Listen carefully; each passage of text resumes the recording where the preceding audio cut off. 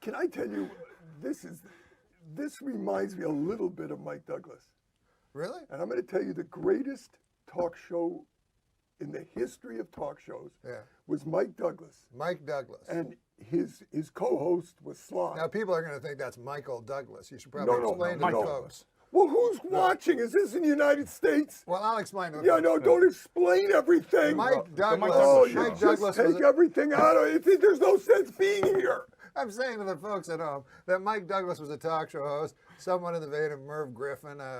He was a singer. Call me when you're through, because I forgot what I was talking about. Okay. And he had a talk show. His co-host this week was And every Sly week he had a co-host. of Sly and the Family Stone. Sure. And he was stoned out of his bird.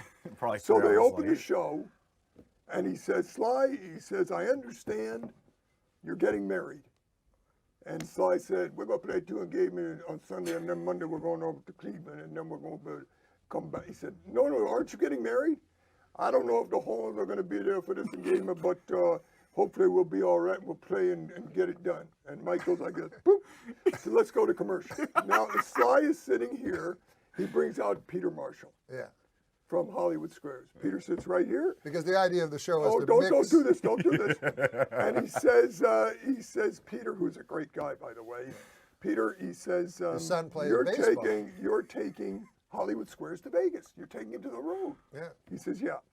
He said, are you going to change it? He says, no. He says, when it comes to Hollywood Squares, you got to call a spade a spade. Oh. And Sly turns to Peter Marshall on this show and said, I'm going to get you. They go to commercial, they come back, and Sly is still staring at Peter. And Mike Douglas now says, ladies and gentlemen, it gives me great pleasure to bring out the smallest man in the world, Ringling Brothers' own Michu the Midget. And this guy comes out, and he is the smallest man in the world.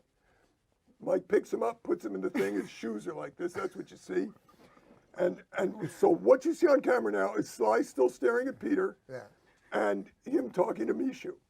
And he says, Michu, how old were you when you joined the circus? And Michu said, Brod. He said, what? Brigitte. No, when did you first join? He said, Grad. He said, do you speak English? He said, Brit.